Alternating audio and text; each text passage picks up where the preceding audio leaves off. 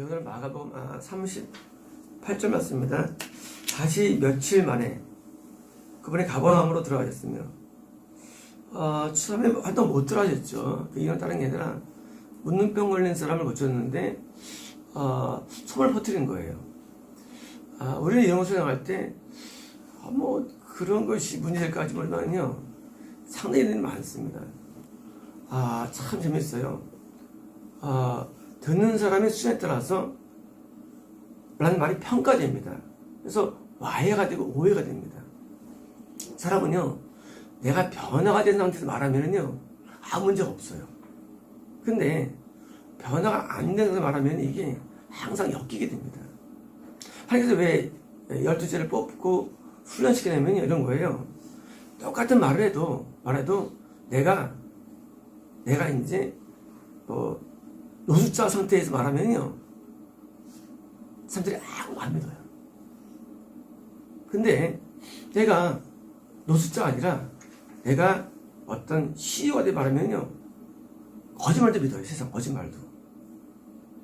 뭐냐면 하나님께서 우리를 왜 제자로 훈련을 시키냐면요 그것은 완벽하게 변화가 된다면요 내가 뭘 말해도 어필이 됩니다. 그런데 내가 변화 안 된다고 말하면요 어필이 안 돼요. 아무리 치료해줘도 먹히진 않습니다. 지금 문둥병자가 분명히 굉장히 은혜를 받고 예수님께 나아가는데 예수님의 사역을 방해를 했거든요. 그 이유가 뭐냐면 얄팍한 지식, 자기가 아는 예수님 그걸로 평가하게 됩니다. 말하면요 듣는 사람들은 곡해가 일어납니다. 우리가 예수님을 이해하는 데는요 짧은 시간에 안 됩니다. 예수님을 이해한다는 게 내가 경험한 조그만 얄팍한 몇 개의 그 응답이라든가 몇 개의 성경만으로 예수님을 알 수가 없어요. 왜?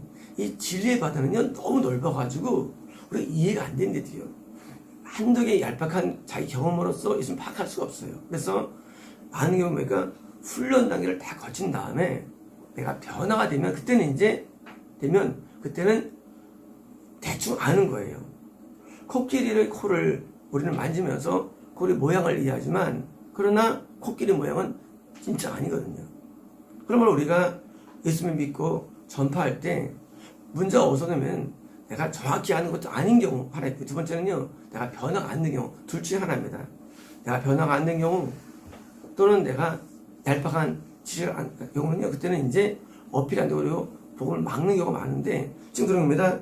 며칠 만에 다시 가버나움으로 들어가신 거예요. 가버나움에서 예수님께서는 활동하셨는데요. 그분이 집에 계시다는 것이 들려졌습니다. 자, 드디어 이제 약간의 그 문제들을 해결됐고 드디어 이제 다시 예수님이 영을 알려준 겁니다. 드디어 사람들에게 이제 알려져가지고 소문이 난 겁니다. 곧바로 많은 자들이 모였으므로 자 드디어 예수님께서는 자신의 그 영적인 하나님의 은수로서 알려져가지고 모여들어가지고요 더 이상 문 앞에도 받지 못했습니다. 자 예수님이 드디어 물려들어가지고 지금 문 앞에도 못 받을 정도로 뭐예요? 반장하고 온 거예요. 몇 명일까요? 적어도 500명은 됩니다. 최소 500명 정도. 그러니까 예수님께서는 초창기 사역이지만 가버나움 초창기 사역에서 보면요 가버나움 예수님께서는 나서 가버나움에 이사 오셨고요. 이사 오셨고 가버나움에서 거기서 네 제자를 불렀죠. 부른 다음에 뭡니까? 다시 또 오셨는데 한번 물른 겁니다. 그분이 그들에게 말씀을 얘기하셨습니다. 자, 예수님께서 우리에게 주로 하고 싶은 한 내용은 병고침이 아닙니다. 우리에게 주고 싶은 표적이 아닙니다. 예수님 주로 하는 이게 말씀을 자꾸 말하고 싶어 하세요. 자, 우리는 이 말씀을 가볍게 여기고요. 뭘 크게 봅니까? 막 메추라기를 막 먹고 만나를 막 먹고 막 홍해가 갈라지고 이런 걸 좋아합니다. 그러나 이런 현상들은 신앙생활에서 5%도 안 됩니다.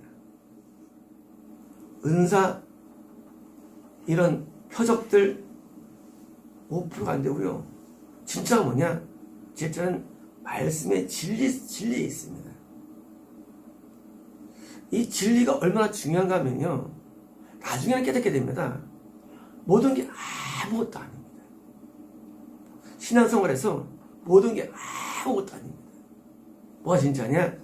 하나님의 말씀을 정확히 이해하고 그 말씀대로 사는 게 이게 거의 대부분입니다. 다른 거 거의 없어요. 이 하나님의 말씀이 얼마나 귀한지 이 말씀을 깨닫기 위해서 제가 영어 성경을 번역했던 것이고요. 이 말씀을 깨닫기 위해서 헬라어를 번역한 것입니다. 우리가 여기를 배단이 히브리어 헬러 번역원이라고 명칭하는 이유는 다른 게 아니라 이 성경 말씀을요, 성경 말씀을 통해서 하나님을 이해하고 예수님을 이해하고 좀 이해를 할 때 우리는 하나님의 진리로 변화가 됩니다. 우리 변화는요, 말씀으로 변화가 되기 때문입니다. 우리는 표적으로 변화되지 않습니다. 목적이 뭐냐? 변화되어야 되는데 이 변화는 말씀으로 됩니다. 우리는 어떤 걸 변화가 안 됩니다. 그래서 이 말씀을 자꾸 먹고 익히면서요, 정신없이 변화되는 겁니다. 어떻게? 말씀으로.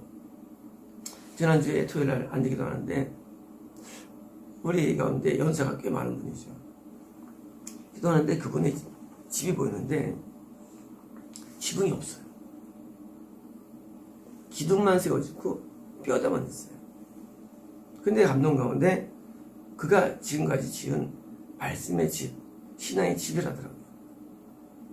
뭐냐면 그분은 오랜 동안에 사모를 하시고 오랜 동안에 교회 생활을 통해서 얼마나 신앙이 다져졌겠어요. 온통 친척이 다 전부 다 그 목사들이에요. 수십 명이에요. 어릴 때부터 봤어요. 그런데 아직 지붕이 없어요. 말씀의 지붕이. 와서 많이 세워졌지만 뭐예요? 덜 된 거예요. 그래 말씀하시면서 지붕이 생기면 그가 그 안에서 안식을 누린다 하시더라고요. 자, 왜일까요? 말씀을 수없이 들었어요. 많이 배웠어요. 근데 아직 안 된 거예요. 왜 그럴까요? 그것은 말씀이 진리의 말씀이 들어야 되기 때문입니다. 진리의 말씀. 진리가 나를 들어와야만 그 진리로 우리가 변화되는 것입니다. 인간이 변화되지 않을까요?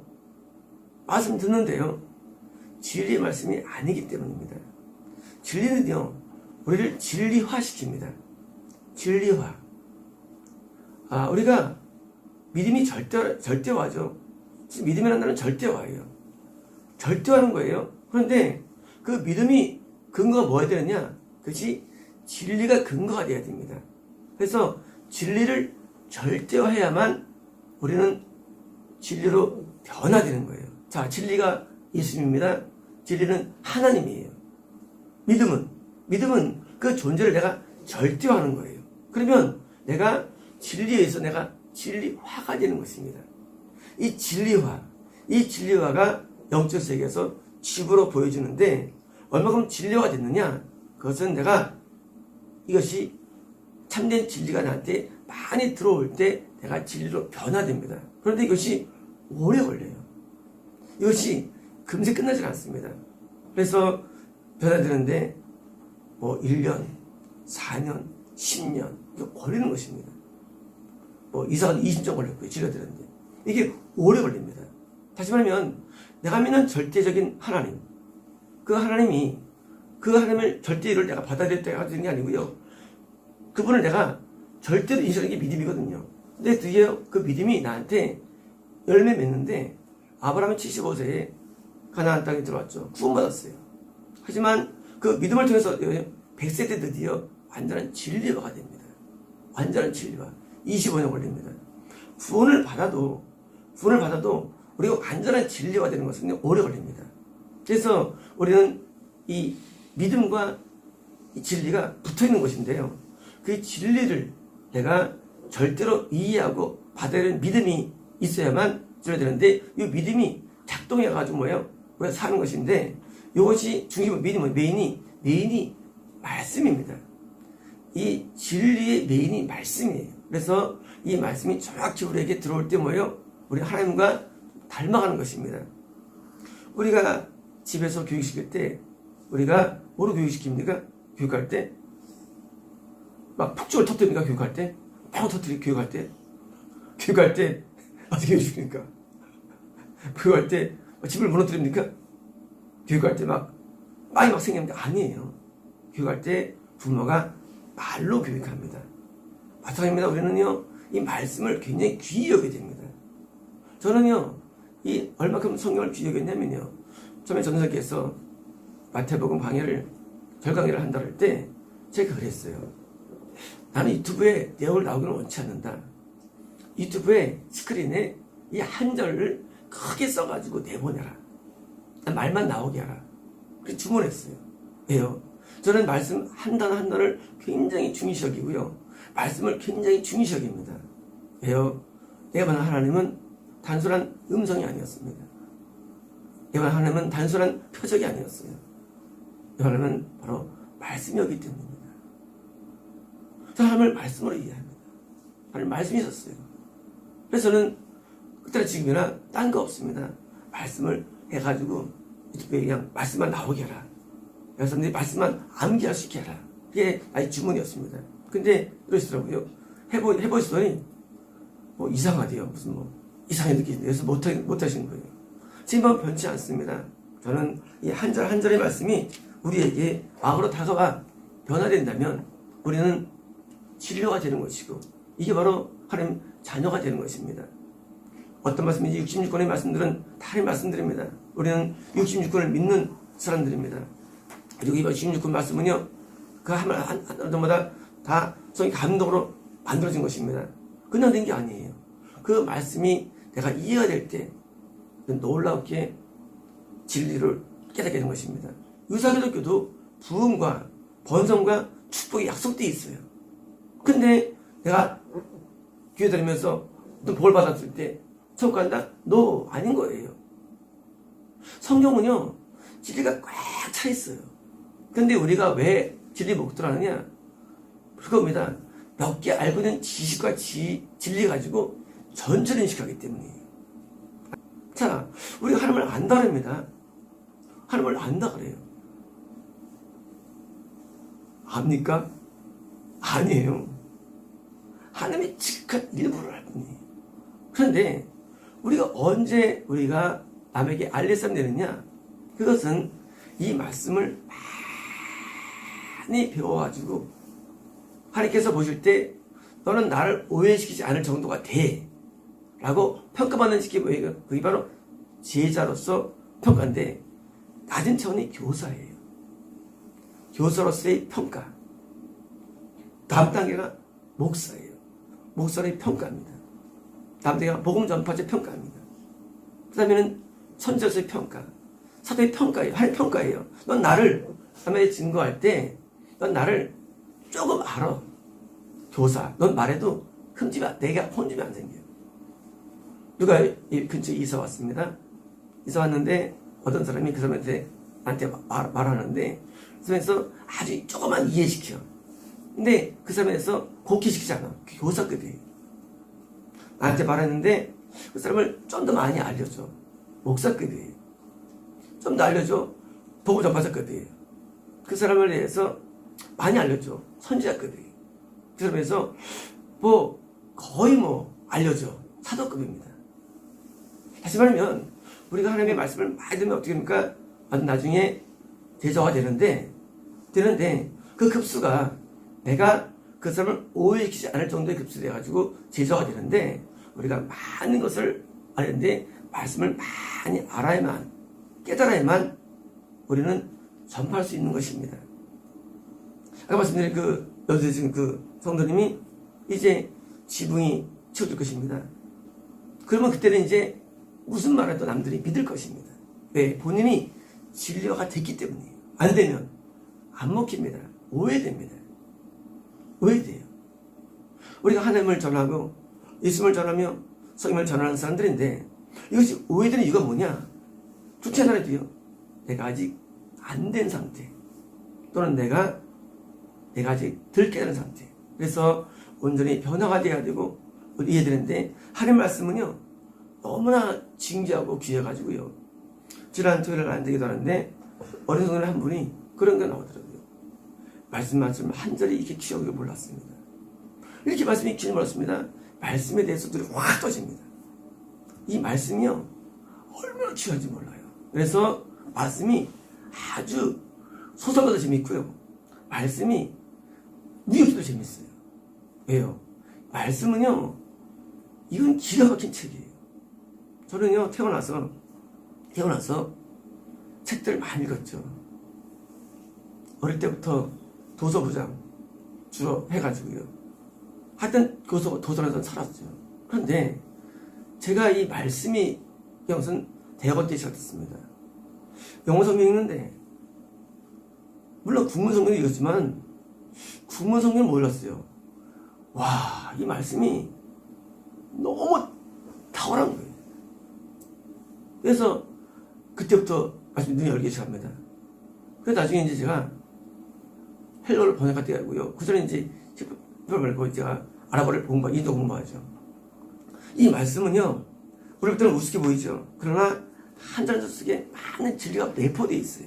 그래서 제가 이 성경 말씀을 제가 절간하게 된 겁니다. 이제 우리가 어떻게 신앙생활을 해야 되며 어떻게 들어갈까요? 귀신을 쫓아내며 물론 일어납니다. 병을 고치며 일어납니다. 그리고 은사가 일어납니다. 그러나 가장 베이직은 그게 아닙니다. 베이직은 응답도 아니에요. 응답받고 하면 직접 보고 이런 게 아닙니다. 이런 게 아니에요. 베이직은요 이 말씀에서 울고 웃는 게 진짜예요. 네, 이것은 로고스입니다. 이거는 마지막 재림하실 때까지 다시 재창조가 일어나가지고 새 땅에 들어갈 때까지 뭐예요? 이것은 한 획도 떨어지지 않고요. 우리에게 지금 역사하는 말씀입니다. 이제 우리는 이 말씀을 귀히 여기 되는데 우리는 특히 원어를 번역하는 것이죠. 히브리어를 번역하고 출판합니다. 헬라어를 번역하고 출판합니다. 또 영어도 번역하고 출판합니다. 왜? 그렇게 말씀이 귀함을 느끼게 되면서 말씀이 너무 즐겁습니다. 말씀이 너무 재밌어요. 그래서 이 말씀을 같이 번역하면서 출판하면서 하나가 되어야 되고요. 우리는 말씀에 귀를 기울여야 되고 말씀의 눈이 떠야 됩니다. 뜨면은요 우리가 이 말씀 앞에 우리는 회개의 내용이 되고요. 말씀이 기도의 내용이 되고 말씀이 내 모든 모토가 되고요. 말씀대로 사는 쪽으로 가게 됩니다. 이제 우리가 무엇 말해도 사람들이 우리를 믿게 될 것입니다. 왜요? 말씀으로 변화가 되기 때문입니다. 마치겠습니다.